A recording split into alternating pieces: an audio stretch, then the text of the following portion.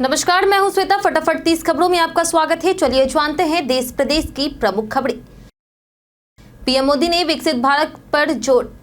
प्रधानमंत्री नरेंद्र मोदी ने नीति आयोग की 10वीं गवर्निंग काउंसिल बैठक में कहा कि केंद्र और राज्यों को टीम इंडिया की तरह मिलकर काम करना चाहिए ताकि 2047 तक विकसित भारत का लक्ष्य पूरा हो सके। उन्होंने हर राज्य, शहर और गांव के विकास पर जोर दिया। कांग्रेस ने बैठक की आलोचना भी की। एसएससी भर्ती में आधार सत्यापन अनिवार्य। एसएससी ने भर्तियों को पारदर्शी बनाने के लिए 5 स्तरीय आधार सत्यापन प्रणाली लागू की है। आधार प्रमाणीकरण से ई-केवाईसी विवरण मिल सकेंगे, जिससे सत्यापन आसान होगा। जो अभ्यर्थी आधार नहीं देंगे, उन्हें दस्तावेज अपलोड कर मैनुअल सत्यापन कराना होगा। इससे परीक्षा प्रक्रिया अधिक सुरक्षित और कुशल होगी। इस साल मानसून ने मारी जल्दी एंट्री। दक्षिण पश्चिम मानसून ने इस साल 24 मई यानी आज केरल में दस्तक दी, जो सामान्य तिथि 1 जून से 8 दिन पहले है। पिछले 16 वर्षों में यह सबसे जल्दी मानसून की एंट्री है। 2001 और 2009 में यह 23 मई को आया था। कई राज्यों में बारिश का अलर्ट जारी किया गया। शुभमन गिल बने टेस्ट कप्तान। 20 जून से शुरू हो रहे इंग्लैंड दौरे के लिए बीसीसीआई ने भारतीय टेस्ट टीम का ऐलान कर दिया है। रोहित और कोहली के संन्यास के बाद शुभमन गिल को नया कप्तान और ऋषभ पंत को उप कप्तान बनाया गया है। साई सुदर्शन, करुण नायर और अर्शदीप जैसे युवा खिलाड़ियों को टीम में मौका मिला। North east small finance bank का नाम अब slice small finance bank limited हो गया है, जिसे आरबीआई ने 21 मई 2025 को मंजूरी दी है। ग्राहकों की पासबुक, चेकबुक, डेबिट कार्ड और आईएफएससी कोड फिलहाल पहले जैसे ही मान्य रहेंगे। बैंक समय के साथ नए डॉक्यूमेंट्स जारी करेगा। पूंछ पहुंचे राहुल, जताई संवेदना। राहुल गांधी जम्मू कश्मीर के पूंछ पहुंचे हैं, जहां उन्होंने सीमा पार गोलीबारी और आतंकी हमले के पीड़ितों से मुलाकात की। उन्होंने मंदिर, गुरुद्वारे और स्कूलों का दौरा कर संवेदना जताई है और बच्चों से पढ़ाई पर ध्यान देने की अपील की है। राम मंदिर निर्माण अंतिम चरण में। राम जन्मभूमि तीर्थ क्षेत्र के अध्यक्ष नरपेंद्र मिश्रा ने बताया कि राम मंदिर का 90% काम जून-जुलाई तक पूरा हो जाएगा और 5 जून तक मंदिर का निर्माण पूर्ण होने की संभावना है। भगवान शिव की मूर्ति 31 मई को स्थापित होगी और 3 जून से पूजा अर्चना शुरू होगी। प्रदर्शनी और ऑडिटोरियम मार्च 2026 तक बनकर तैयार होंगे। अमरनाथ यात्रा रजिस्ट्रेशन प्रक्रिया शुरू। अमरनाथ यात्रा के लिए रजिस्ट्रेशन श्राइन बोर्ड की आधिकारिक वेबसाइट पर शुरू हो चुका है। यात्री online permit registration, payment, donation और प्रसाद बुकिंग जैसे सेवाओं का लाभ ले सकते हैं। पूरी प्रक्रिया वेबसाइट पर चरणबद्ध तरीके से उपलब्ध है, जिससे यात्रा सुगम और सुरक्षित बन सकेगी। एक्टर मुकुल देव का निधन। सलमान खान और अजय देवगन के साथ काम करने वाले अभिनेता मुकुल देव का 23 मई की रात दिल्ली में निधन हो गया। वो लंबे समय से बीमार थे और आईसीयू में भर्ती थे। उनकी मौत से फिल्म इंडस्ट्री में शोक की लहर है। मुकुल ने कई फिल्मों और टीवी शो में काम किया था। भारत में आईफोन निर्माण पर ट्रंप टैरिफ। डोनाल्ड ट्रंप ने भारत में बने आईफोन पर 25% टैरिफ लगाने की धमकी दी है, लेकिन ग्लोबल ट्रेड रिसर्च इनिशिएटिव की रिपोर्ट के मुताबिक भारत में कम लेबर कॉस्ट के कारण टैरिफ के बाद भी आईफोन की कीमत अमेरिका में बने फोन से कम रहेगी, जिससे एप्पल के लिए भारत में उत्पादन फायदेमंद रहेगा। बिहार को मोदी की सौगात। प्रधानमंत्री नरेंद्र मोदी 29-30 मई को 2 दिवसीय दौरे पर बिहार आएंगे। वे पटना और विक्रमगंज से 50,000 करोड़ रुपए से अधिक की 16 विकास परियोजनाओं का शिलान्यास करेंगे और उद्घाटन भी करेंगे। इनमें सड़क, रेलवे, बिजली और हवाई अड्डे की योजनाएं शामिल है। पीएम पटना में रोड शो और भाजपा नेताओं से बैठक भी करेंगे। दिल्ली में डीईवीआई बसों के नए रंग। दिल्ली में 400 इलेक्ट्रिक डीईवीआई बसों का रंग अब गहरा नारंगी, पीला और हरा होगा। परिवहन विभाग ने 2 आदेश जारी कर 3 रंगों में बसें रंगने का निर्णय लिया। इस योजना के तहत कुल 2080 नई इलेक्ट्रिक बसें भी जल्द आएगी। बीसीसीआई ने आरसीबी एसआरएच को भारी जुर्माना।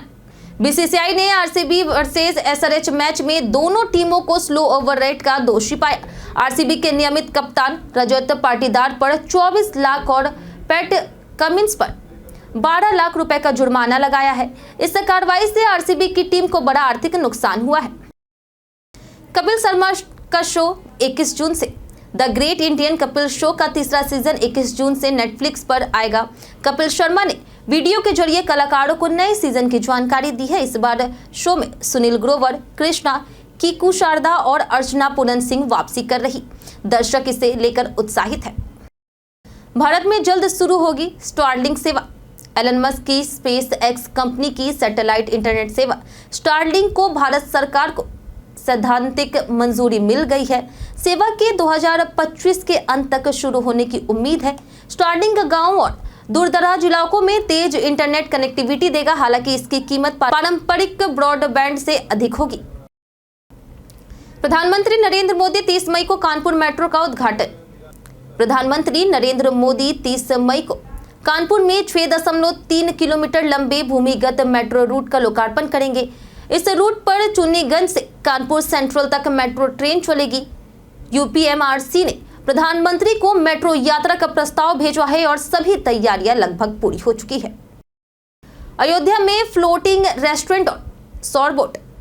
अयोध्या में सरयू नदी पर 5000 वर्ग फीट का फ्लोटिंग रेस्टोरेंट बनने जा रहा है, जिसमें 50 पर्यटक बैठ सकेंगे।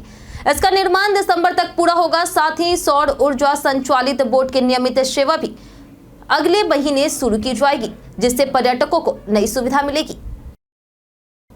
फास्टैग में नया सालाना और दूरी आधारित शुल्क।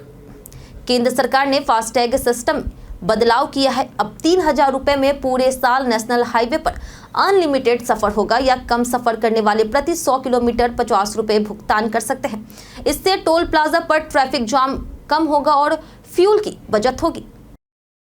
दिल्ली में प्री वोकेशनल शिक्षा शुरू। दिल्ली सरकार ने 2025-26 से 6ठी से 8वीं कक्षा के लिए प्री वोकेशनल शिक्षा कार्यक्रम शुरू किया है। इसमें कौशल बोध विषय शामिल होगा, जिसमें जैविक खेती, मिट्टी के बर्तन, बढ़ईगिरी जैसे व्यवहारिक काम सिखाए जाएंगे। इसका उद्देश्य छात्रों में व्यावसायिक और जीवन कौशल विकसित करना है। एनडीए के 148वें कोर्स का पहला महिला कैडेट बैच 30 मई को त्रिसेवा एकेडमी में पास आउट होगा। 17 महिला कैडेट्स थल सेना, एयरफोर्स और नेवी में शामिल होगी। सुप्रीम कोर्ट के आदेश के बाद महिलाओं को एनडीए में शामिल होने का मौका मिला, जिससे महिला सशक्तिकरण को बढ़ावा मिला है। श्रावणी मेला होगा और भव्य। मुख्यमंत्री हेमंत सोरेन ने 11 जुलाई से शुरू हो रहे श्रावणी मेले को भव्य बनाने और श्रद्धालुओं की सुविधाओं की पुख्ता व्यवस्था के निर्देश दिए हैं। सुरक्षा, ट्रैफिक, स्वच्छता और विश्राम व्यवस्था पर जोर देते हुए अधिकारियों को सभी तैयारियां समय पर पूरी करने को कहा गया है। यूपीएससी परीक्षा दिशा निर्देश जारी। यूपीएससी सिविल सेवा प्रारंभिक परीक्षा 25 मई 2025 को 2 पालियों में होगी। उम्मीदवारों को समय से पहले पहुंचने, एडमिट कार्ड और वैध पहचान पत्र लाने और काला बॉल पॉइंट पेन उपयोग करने का निर्देश दिया गया। मोबाइल, बैग और इलेक्ट्रॉनिक डिवाइस ले जाना सख्त मना है। एक्स प्लेटफॉर्म फिर हुआ डाउन। 23-24 मई को मस्क की सोशल मीडिया साइट एक्स में बड़ी तकनीकी खराबी के कारण हजारों यूजर्स को लॉगिंग, डीएम्स, नोटिफिकेशन और प्रीमियम सर्विसेज में दिक्कतें आई है। इंजीनियरिंग टीम 24 घंटे काम कर रही, लेकिन सर्विस अभी तक सामान्य नहीं हुआ है। यूजर्स डेटा सेफ्टी को लेकर के चिंतित है।